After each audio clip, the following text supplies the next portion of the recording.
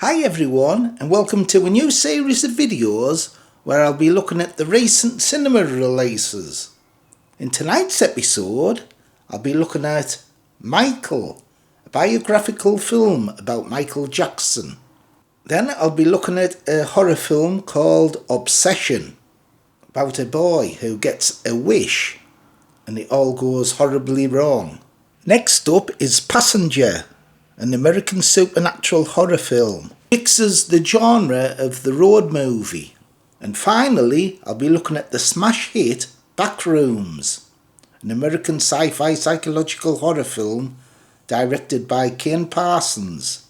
But first, the first film I'll be looking at is Micheal, biographical film about the singer Michael Jackson. It was directed by Anton Fuqua and stars Jafar Jackson, who's actually Michael Jackson's nephew, and child actor Giuliano Valdi.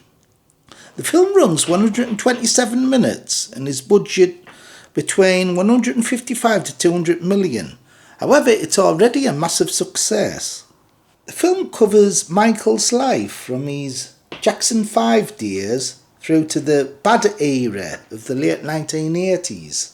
And the movie was originally going to be released in 2025, but it was delayed because of extensive reshoots.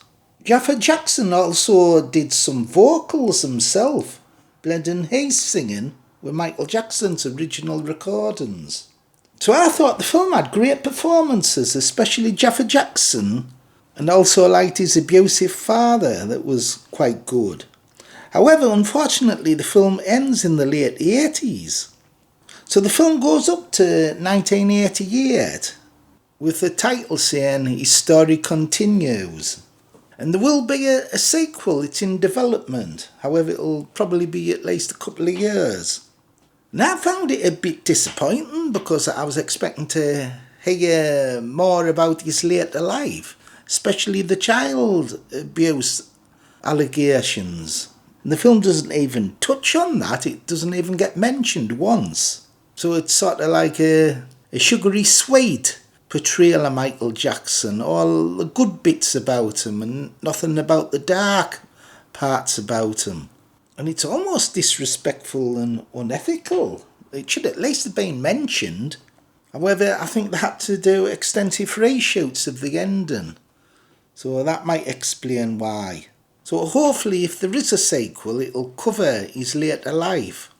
And if it does, it'll be a much darker film than this one, which is kind of interesting if this film's all about the good part of him and then the second film's all about the bad part, all the allegations.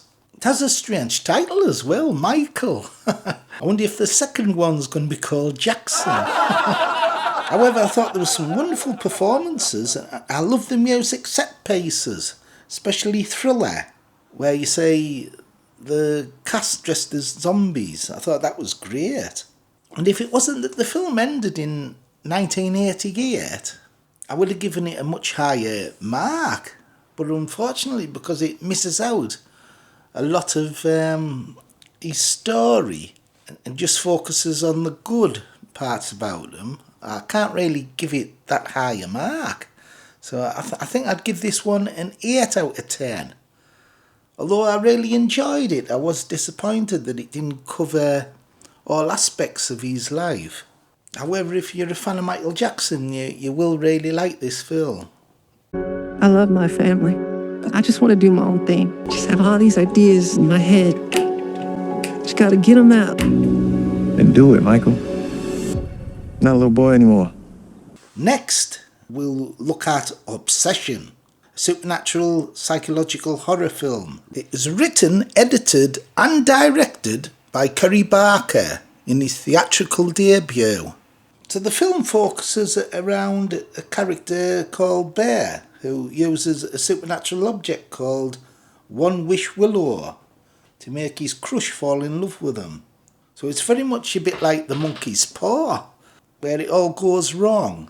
It always does in horror films when you get a wish. So the film stars Michael Johnston and Indy Navarrete, who I thought was outstanding in the film. She really did a wonderful job in this, covering all emotions. The film runs 109 minutes. It was low budget, it only cost £1 million. However, it's an absolute massive success. And it's amazing that the director, who's only 26 years old, it's his first film, and he's done a wonderful job. It's actually one of the most profitable horror films ever made, because it only cost £1 million. And I thought it was excellent, the moments when Nikki just stands and stares and smiles at the camera, when she bursts into rage. Really scary. And I think the director Curry Barker's someone to look out for. Seems to know how to stage certain scenes to get maximum tension. So he knows where to put the camera and how to light a scene, keeping it dark but not too dark so you can't see what's going on. So this was a real surprise hit, and I'd actually give it 9 out of 10. Very impressed. One wish, Will. You only get one wish. I wish Nikki Freeman loved me more than anyone in the entire world.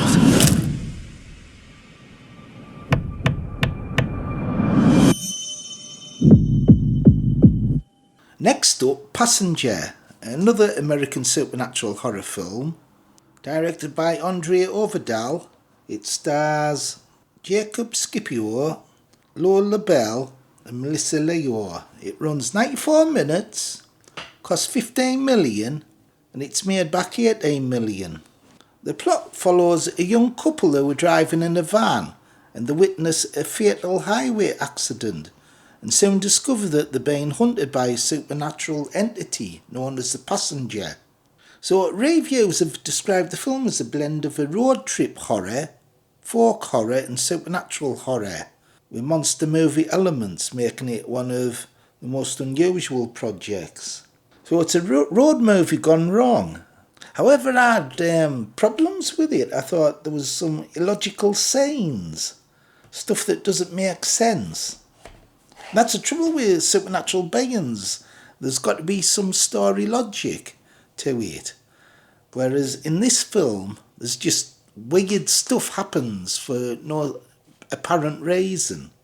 Just because it's a supernatural being doesn't mean that you have to have weird stuff that doesn't make logical sense. And that type of horror doesn't work for me.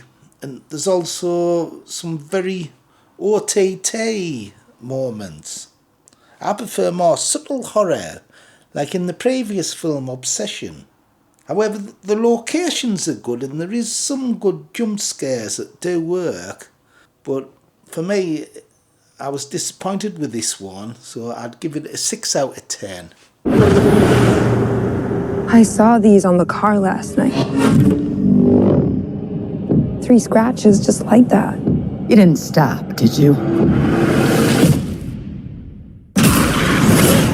And finally, we get Backrooms, an American sci-fi psychological horror film. It was directed by Ken Parsons. It's his feature-length debut, and it's based on Parsons' web series that's on the internet. But I came into this film fresh. I hadn't seen anything about Backrooms, so I don't know the lore of it. The film runs 110 minutes and it cost $10 million to make, which is quite low budget.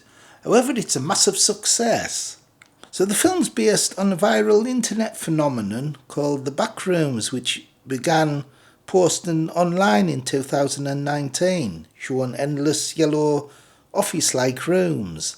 And Ken Parsons became famous for creating the Backrooms, like found footage series on YouTube, when he was a teenager. So he's only 20 years old, so he's one of the youngest directors ever to helm a feature film for A24, the company that produced the film. So the story follows a furniture store manager named Clark who discovers a portal leading into the mysterious Backrooms. And much of the film's unsettling. There's a certain atmosphere to it. And it comes from the spaces, the locations, like the hallways, offices. It feels strangely empty and eerie. And the movie combines practical sets with visual effects to create this uncanny look. So I like found footage type horror films because I'm a big fan of stuff like the Blair Witch Project. So this is really up my alley. It's interesting that I never watched any of the web series that Kane Parsons done. So I came in this fresh, and it proves that you don't have to know about the Backrooms to enjoy this film because it's like a fresh start. And it doesn't properly explain itself, which is kind of unusual. It's good and bad in a way, but it will explain itself in later sequels. I read somewhere that he's planning to do more sequels to the film to explore everything. So overall, I thought this was a great film. It's my favourite of the 4 that I've reviewed in this video. So I thought it was quite outstanding, really unusual. It's kind of like more of an experience than watching a film. So I think I'd give this one a 9 out of 10. Top rate horror. I found a place.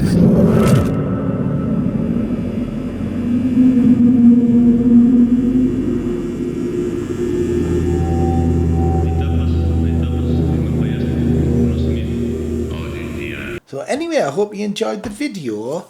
Next time, I'll be reviewing Scary Movie, Disclosure Day, Supergirl, and the latest Jackass film. So hope you enjoy that one. Look out for that one later in the month.